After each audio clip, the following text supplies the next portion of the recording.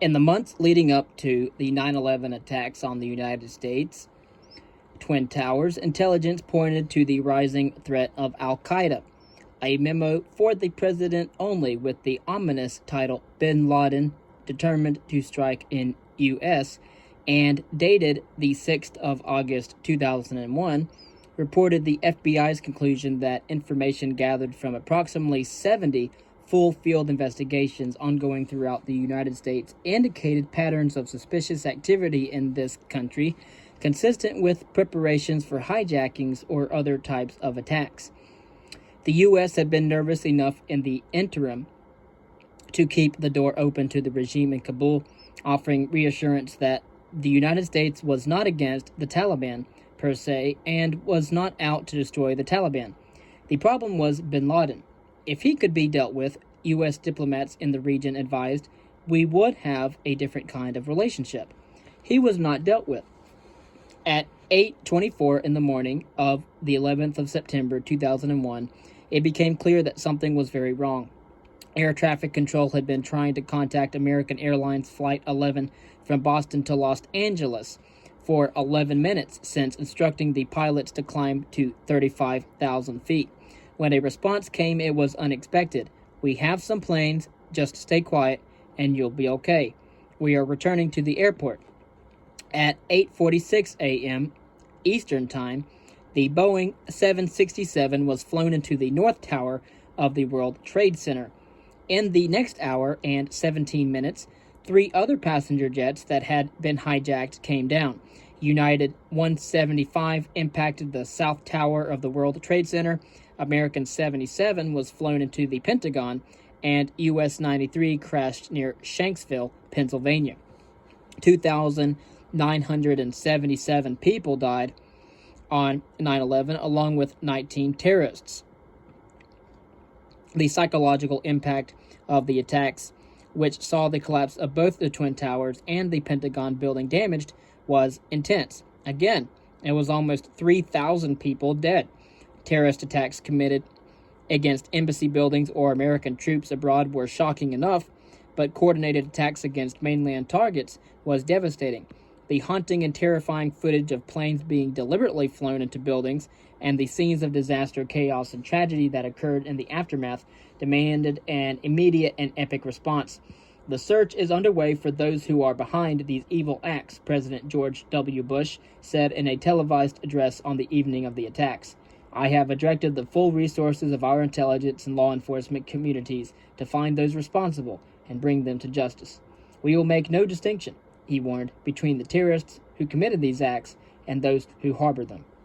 Expressions to support flooded in from all corners of the globe, including from such unlikely quarters as Libya, Syria, and Iran, whose president expressed deep regret and sympathy for the victims, adding that it is an international duty to try to undermine terrorism.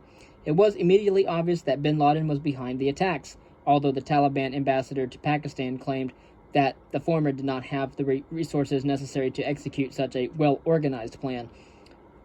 Rakil Ahmed Mutawakkil told the Qatari broadcaster at Al Jazeera the day after the attacks that the Taliban denounced this terrorist attack, whoever is behind it. Within hours of the attacks, strategies were being drawn up to deal with bin Laden. An action plan issued on the morning of the 13th of September set out the importance of engaging Iran and contacting the authorities in Turkmenistan, Uzbekistan, Kyrgyzstan, Kazakhstan, and China, Afghanistan's neighbors and near neighbors. A plan was set out to re-energize them within the weeks that followed, with a view to preparing them for forthcoming military action against the Taliban. The first step of the response to 9/11 was to line up the countries of the Silk Roads. One of Afghanistan's neighbors was given particular attention. Pakistan had sympathies and close ties with the Taliban that went back 1, if not 2 generations. The terrorist attacks now required a straight choice for Islamabad. And the head of Pakistan's intelligence service was told between black and white with no gray. The country either had to stand with the United States in the fight against terrorism or stand against us.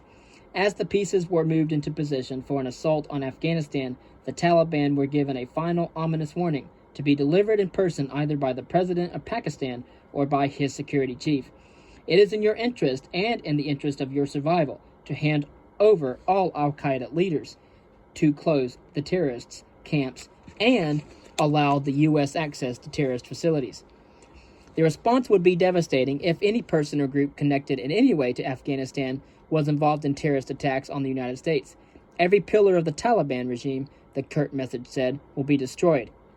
The ultimatum was emphatic and clear: surrender bin Laden or suffer the consequences.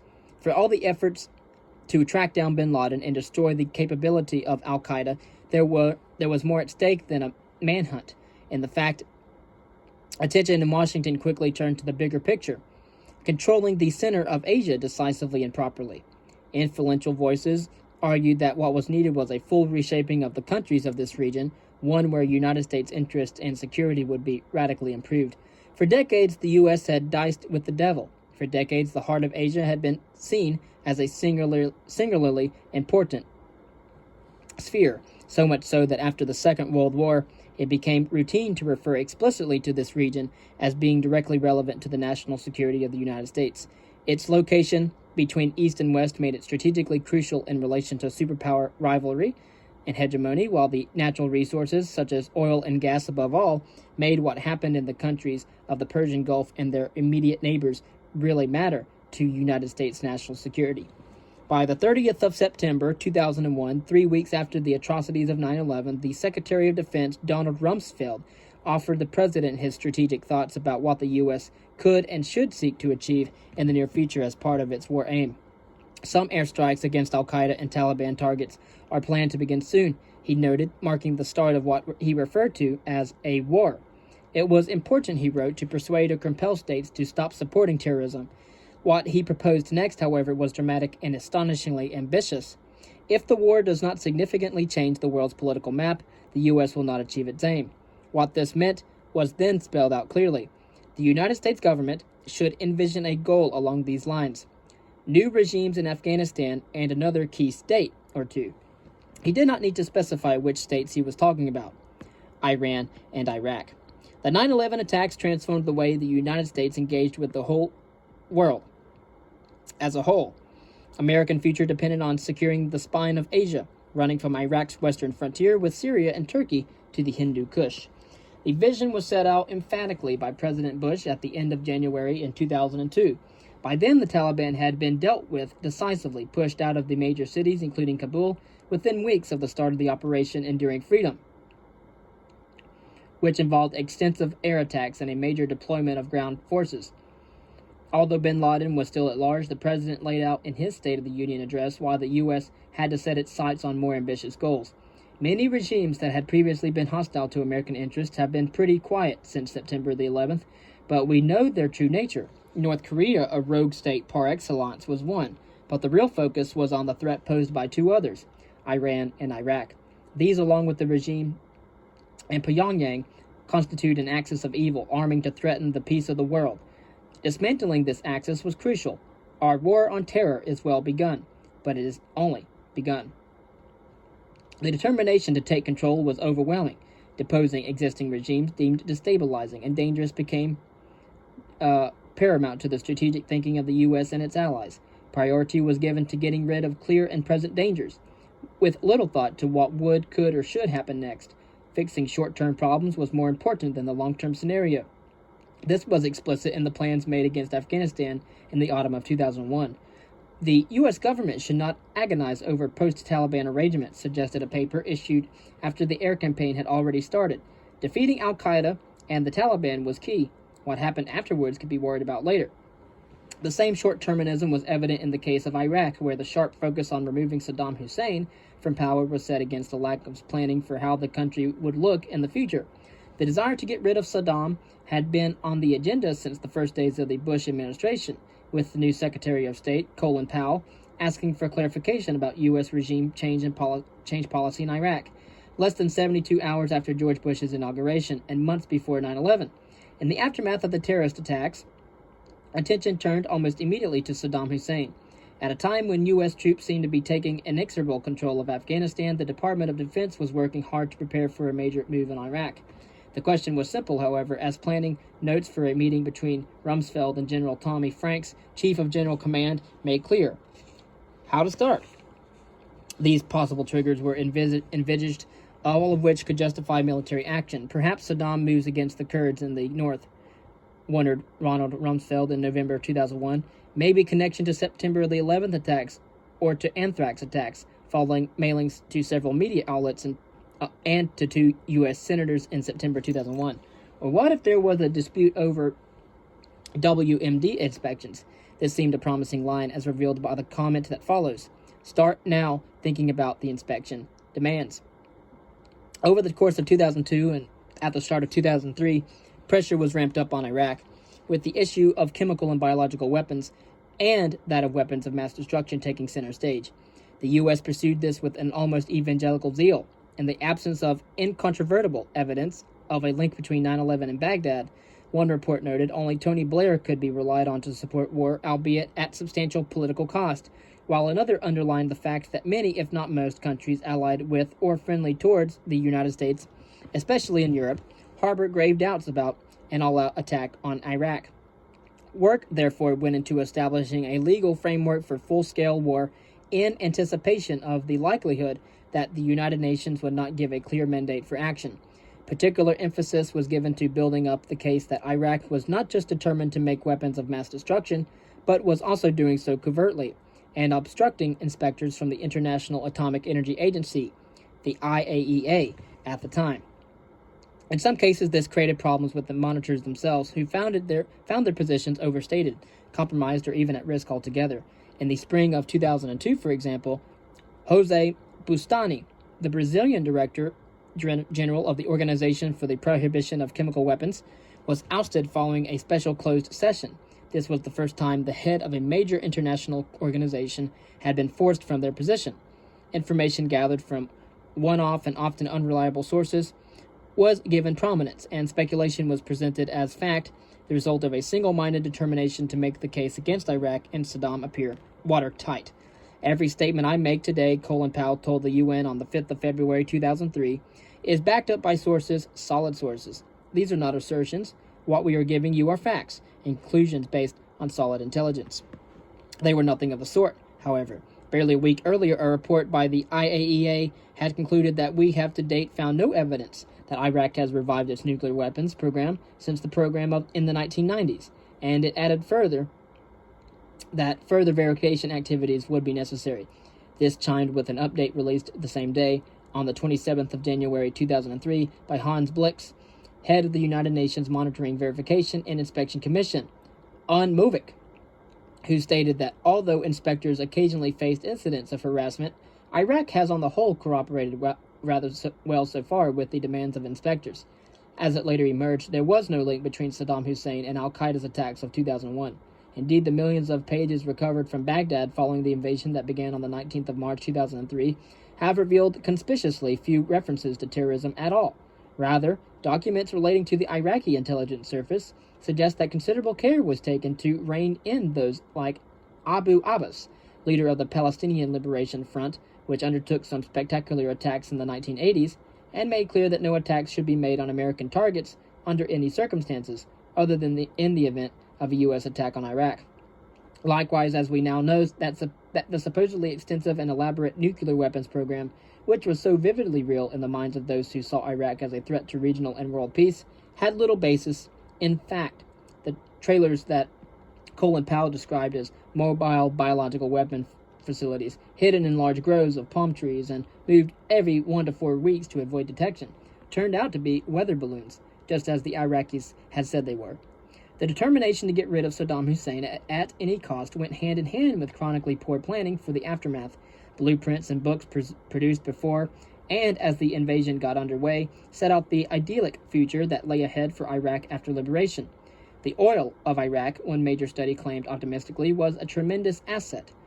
It had the potential to benefit every last citizen of the country, regardless of ethnicity or religious affiliation. The naive assumption that wealth would be shared happily and fairly says much about the unrealistic expectations of what the consequences of the invasion would be. Yet the motif of spontaneous resolution was omnipresent. Iraq, like Afghanistan, is a rather wealthy country, the White House spokesman Ari Fleischer stated in a briefing in February of 2003. It has tremendous resources that belong to the Iraqi people, and so Iraq should easily be able to shoulder much of the burden for their own reconstruction. This was echoed almost precisely by Paul Rothfuritz, Donald Rumsfeld's deputy, in a hearing with the House of Appropriations Committee 8 days after the invasion began in March of 2003. There was no need to worry, he insisted. We are dealing with a country that can really finance its own reconstruction, and relatively soon.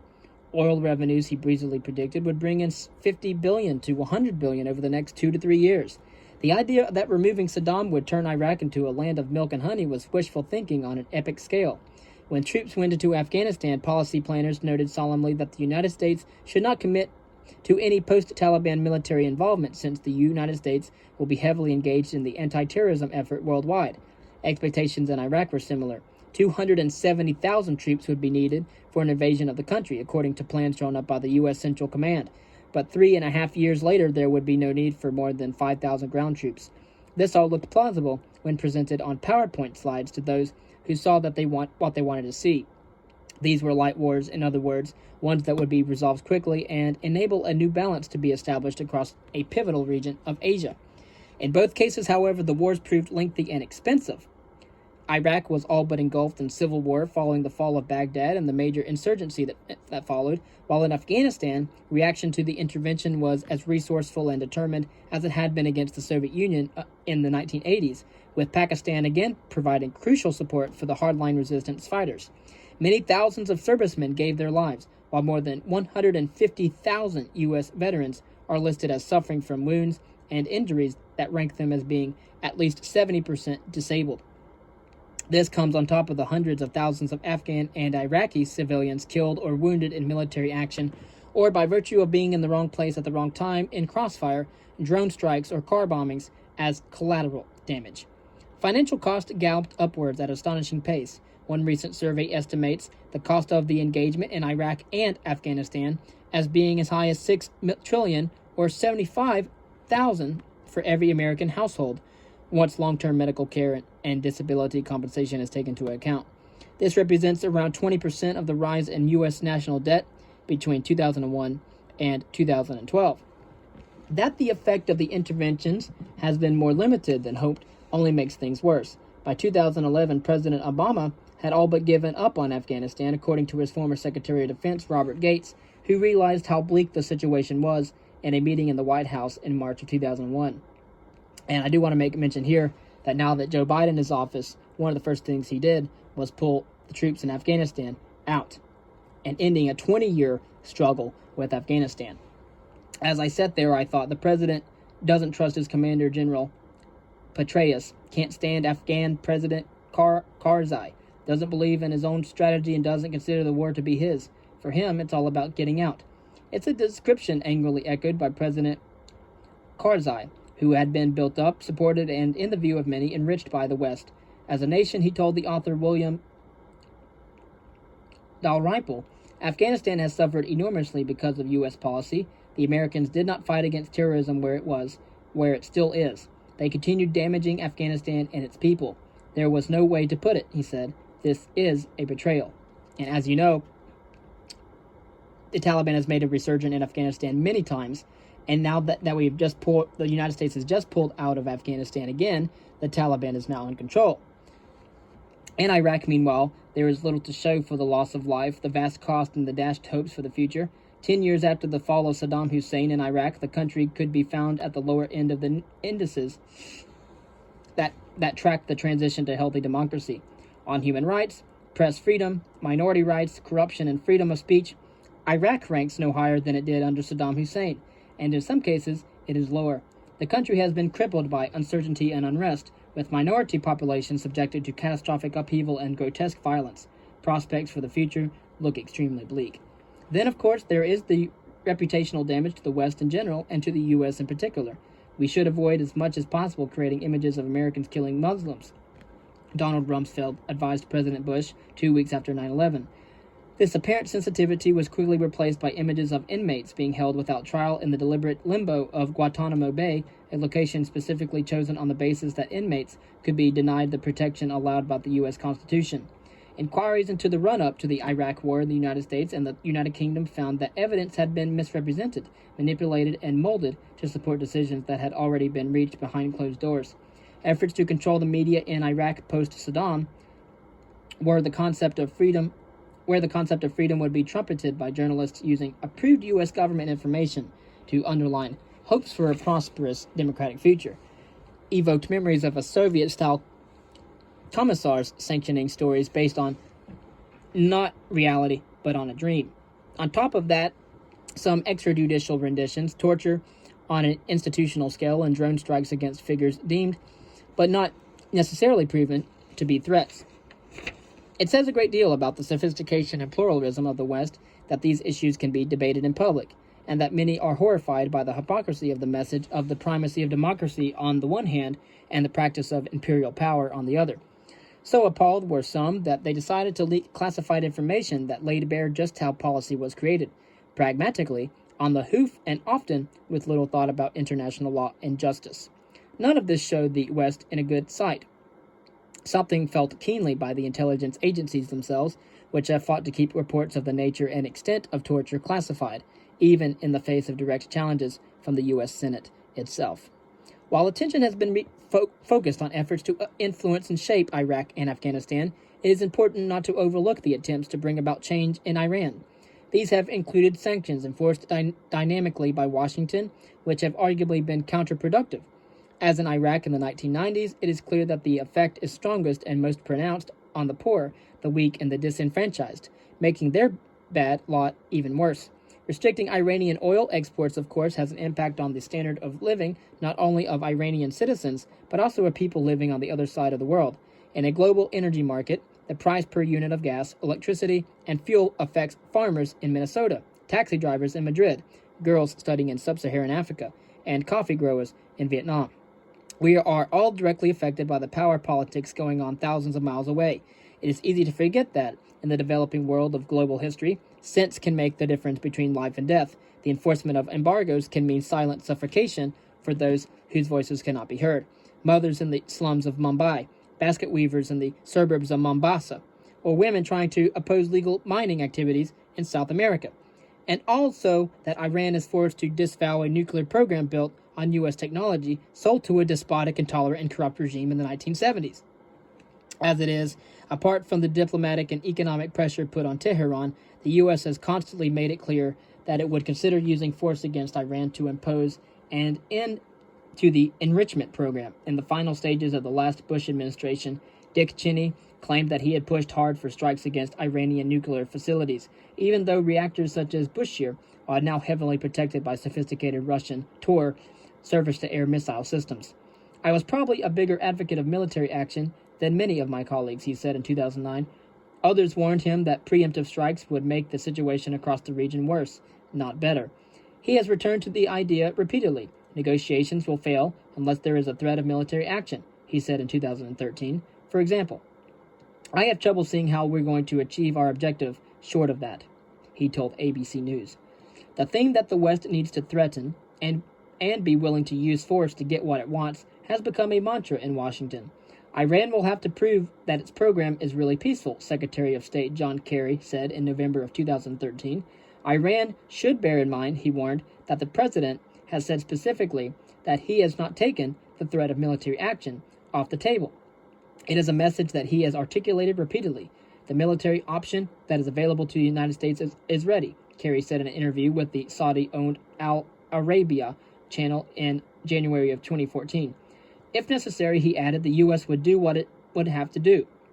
As I have made clear time and again during the course of my presidency, President Obama stressed, I will not hesitate to use force when it is necessary to defend the United States and its interests. Despite issuing threats designed to bring Iran to the negotiating table, the U.S. appears to have been taking action behind the scenes to achieve what it wants anyway.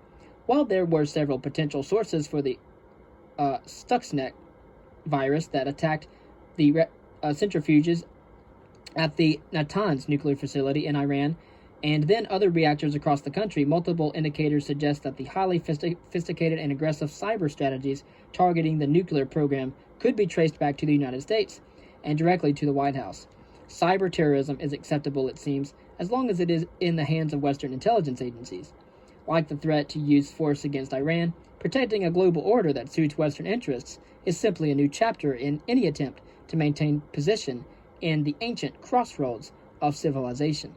The stakes are too high to do otherwise.